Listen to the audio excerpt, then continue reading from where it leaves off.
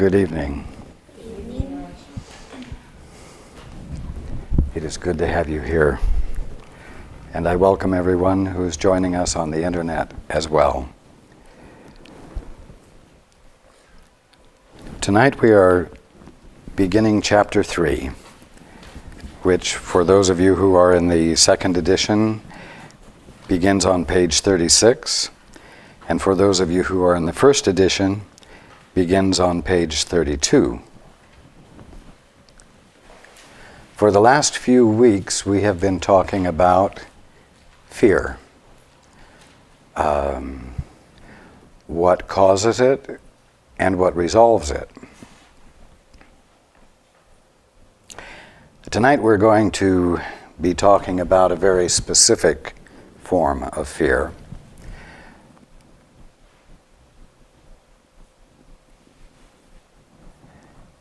One that can grab you even if you are willing to turn toward the altar,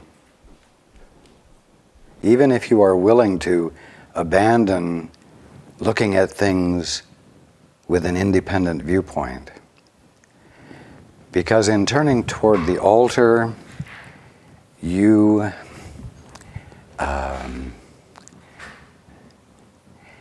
because of your pre-existing state of fear, are risking the chance that you will actually experience communion with God.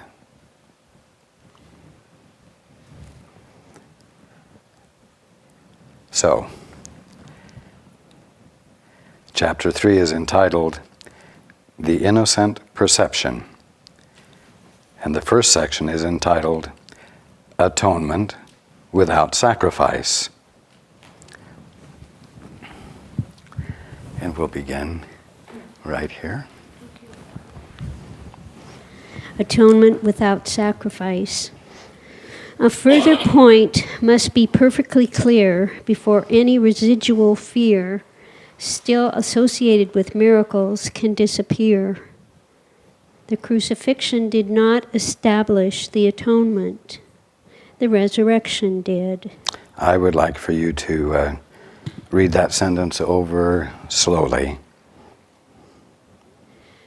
The crucifixion did not establish the atonement. The resurrection did. Yes, continue. Many sincere Christians have misunderstood this. No one who is free of the belief in scarcity could possibly make this mistake. If the crucifixion is seen from an upside-down point of view, it does appear as if God permitted and even encouraged one of his sons to suffer because he was good. There you are. That's the one that will grab you when you decide to turn toward the altar and yield into God. After all, it does appear that God plays both sides of the fence. And for divine reasons, uses both blessing and cursing to teach his children.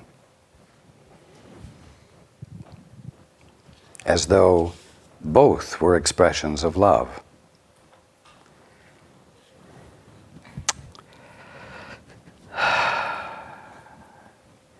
Why on earth would you choose to be benignly good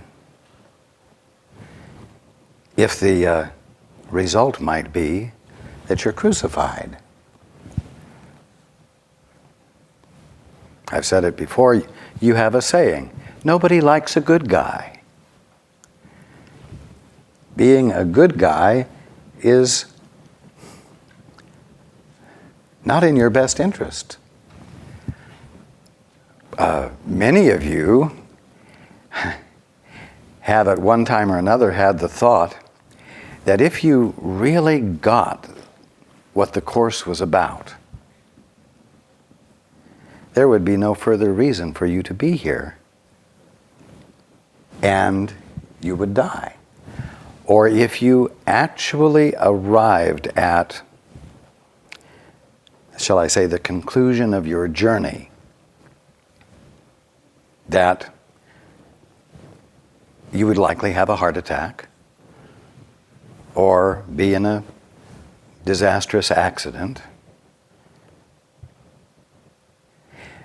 There is hanging in the wings, you might say, or waiting in the wings in your mind's eye. There is waiting in the wings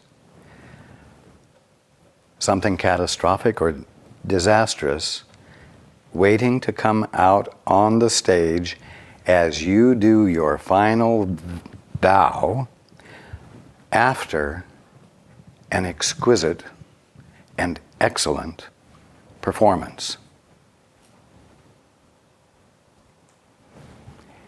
In other words, ultimate good is accompanied by ultimate penalty. It's there in your minds.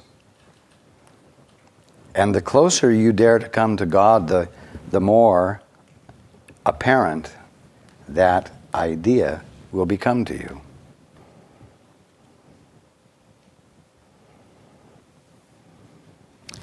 Of course, it's nothing more than the ego whispering in your ear, trying to discourage you from making that final commitment. But the ego has a fair chance of convincing you, if you believe, that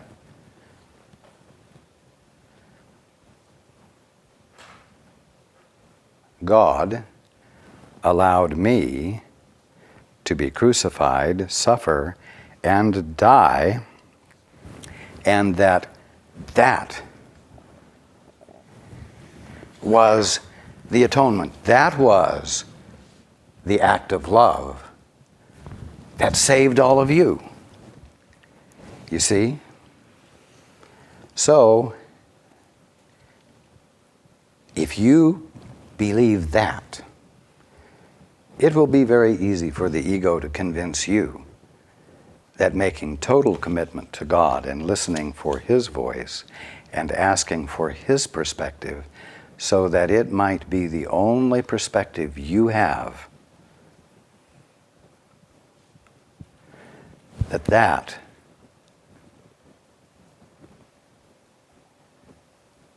is going to make you vulnerable to suffering, pain, and death. You see? And that's why this has to be looked at squarely. Continue.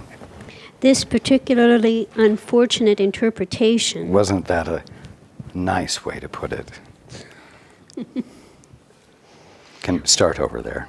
This particularly unfortunate interpretation. Sounds like a politician. Start over. Okay, this particularly unfortunate interpretation, which arose out of projection, has led many people to be bitterly afraid of God. Such anti-religious... Let's stop there so that there's a clear understanding of the use of the word projection. When you turned away from the altar and abandoned the Father's perspective so you could have a private perspective of your own, I've said that immediately you found yourself separated and alone, and because that was not your natural state of mind and experience, you experienced a dissonance, which was your innate and unalterable sanity saying to you This is not your natural state of mind. Go back to it.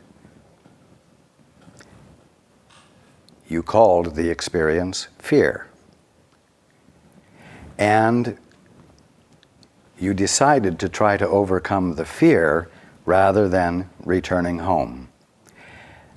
By not challenging and ultimately setting aside the fear, by turning back toward the altar, you caused everything you saw to appear to be fearful because you were experiencing vulnerability. Now, because of your vulnerability, you defined the kingdom of heaven, which was and is the only thing available to you to experience, as hostile, as dangerous in one way or another, and you projected your fear out onto the kingdom of heaven.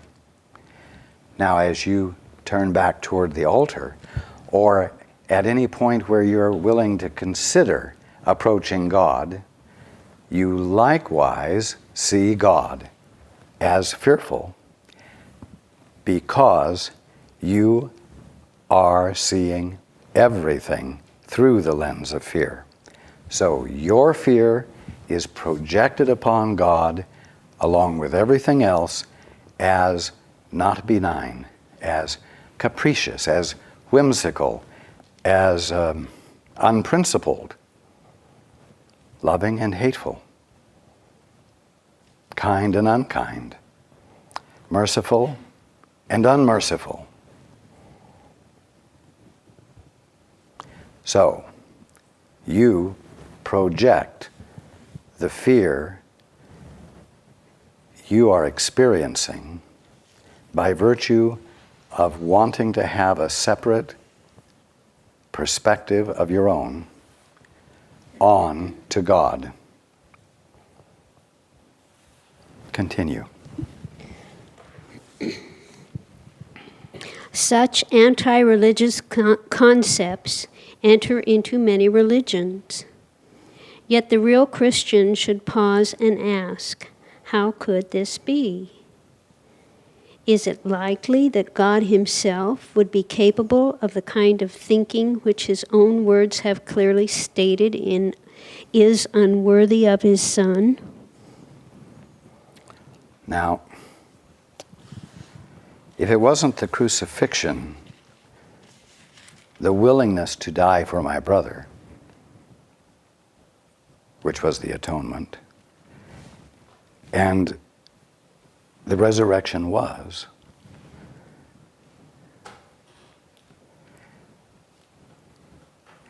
then that means that when you are willing to be miracle ready and make the gift that God expresses through you,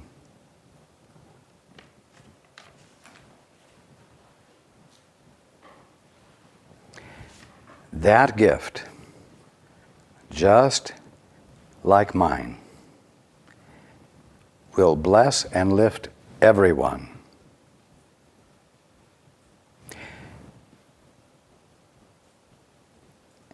There were a few gifts I made.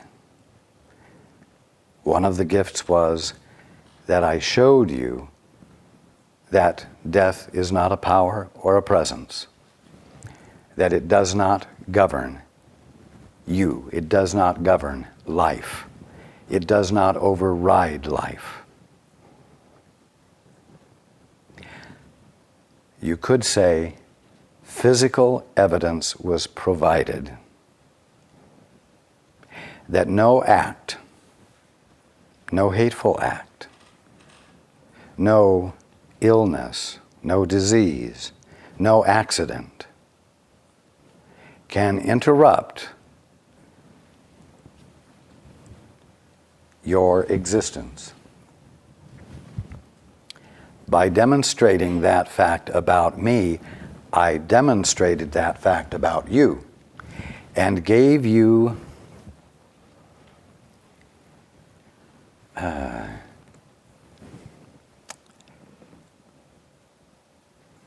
absolutely clear, palpable, practical evidence of it, so that it wasn't just a nice thought, a nice idea. And what did I also demonstrate? That your eternality is always identified with visibility and tangibility, or what you would call form.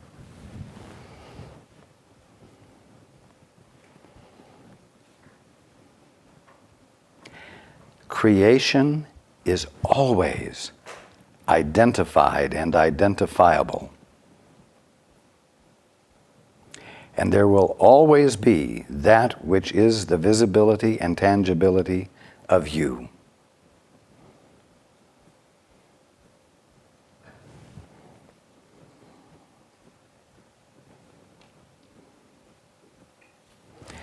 I also demonstrated another part of the gift I gave.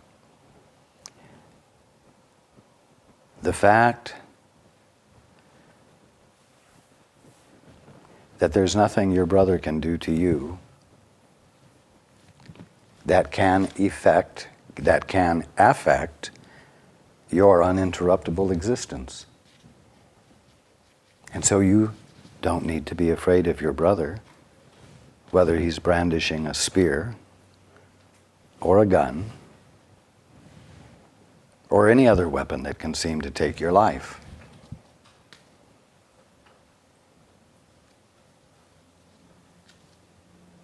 That doesn't mean that it will be easy, but it means it's worth the effort, because the outcome is sure if you're willing to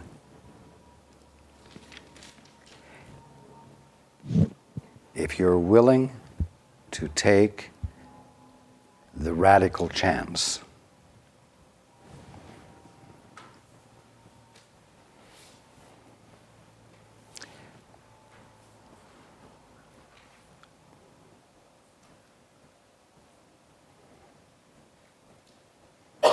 Let's continue.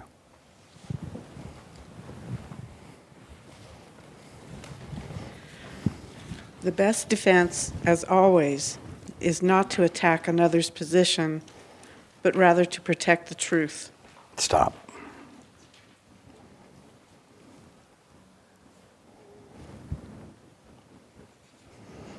Because of events that are going on and the obvious learning that is available from it,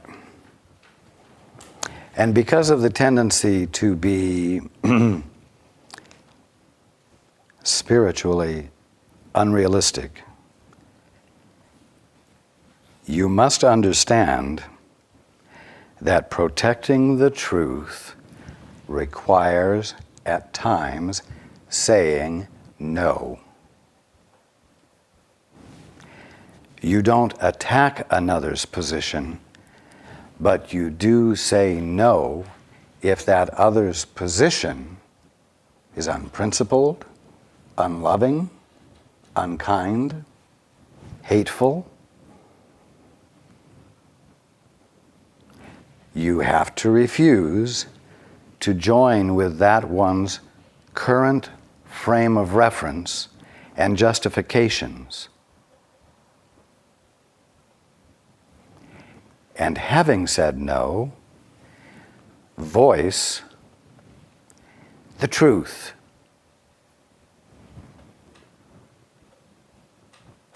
The truth of why he doesn't need to act or behave from that standpoint. Anyone acting in those ways is experiencing great fear and vulnerability, and his actions seem totally justifiable to him.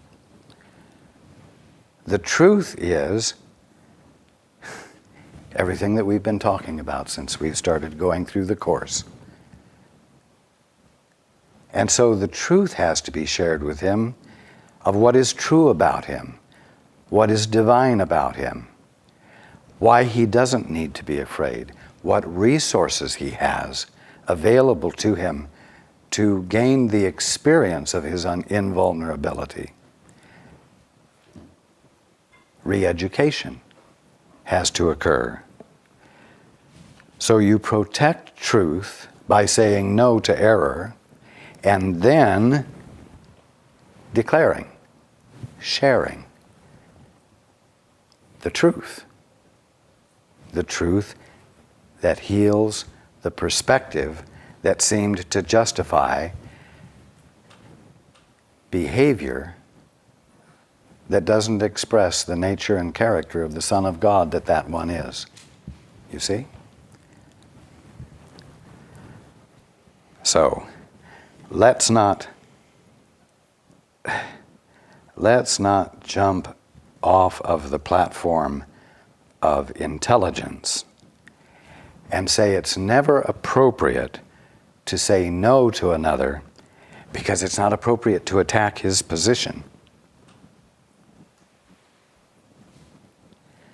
Saying no isn't an attack if the yes, the declaration of truth that heals the perspective, is simultaneously provided. Continue. It is unwise to accept any concept. Any concept. It is unwise to accept any concept if you have to invert a whole frame of reference in order to justify it. Now, here's where the inversion comes. You've turned away from the altar.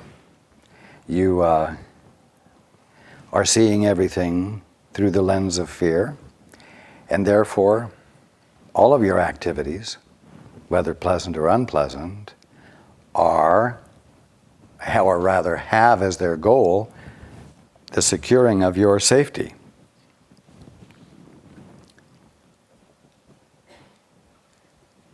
Now,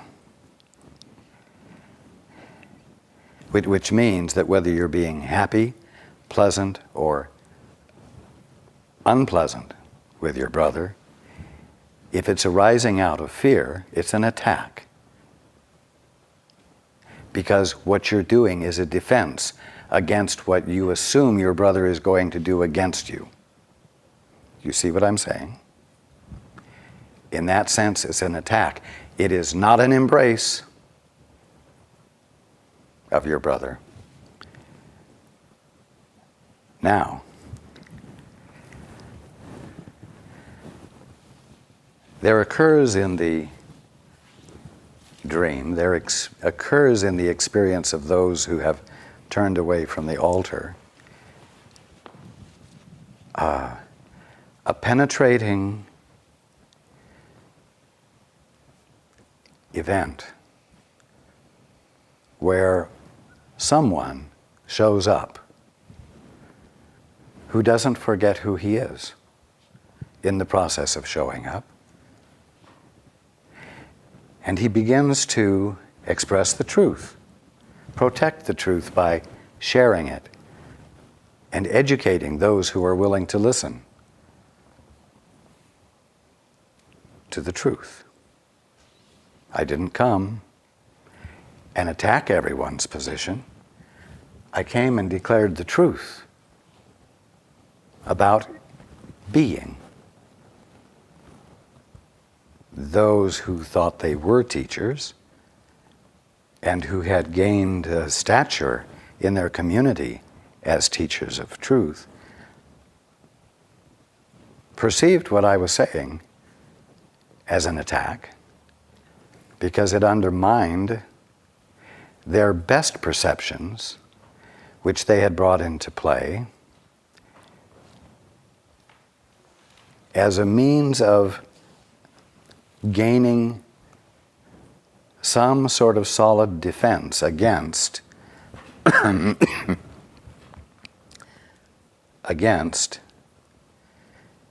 inhumanity of man, the conflicted nature of existence, and so on. And these were rabbis and priests. religious teachers, even philosophers.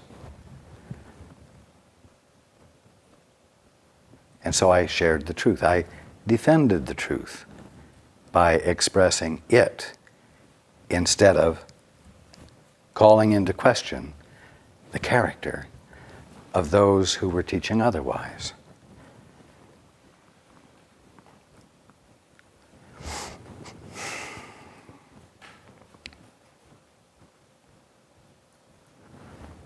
And you know what? There were quite a few who got the message and taught it. And at the end of my time with you, a crucifixion occurred. And as is sometimes forgotten, a resurrection occurred. This was a gift.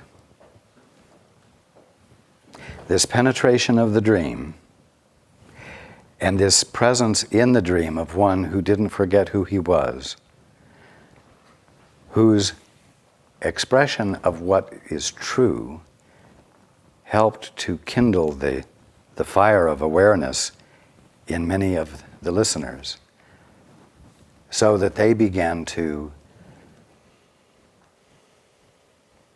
remember the truth as well. This one went through a crucifixion, not at the hand of God, but at the hand of man. But because I was not confused about my identity, and I was not confused about the fact that I didn't have a private identity of my own, but my identity was the very presence of God, being God right there, looking like me. I did not experience death. And because I did not experience death, I was able to provide evidence, tangible evidence to everyone else that death is not a fact and that you don't need to be afraid of it. Now, why have I said all this? Because that's what happened. But because everyone hearing about it, everyone down through the centuries as they have read about it, have continued to look at everything through the lens of fear, and they have come to the conclusion that God not only allowed, but perhaps set up this circumstance which involved the suffering of the Christ. The passion, if you will. The agony. That is a matter of taking the situation and turning it completely upside down so that God, who is love, is seen as God, the enactor of suffering, the opposite of love. Even though somehow it was justified because all the rest of mankind was blessed. You see the insanity of it?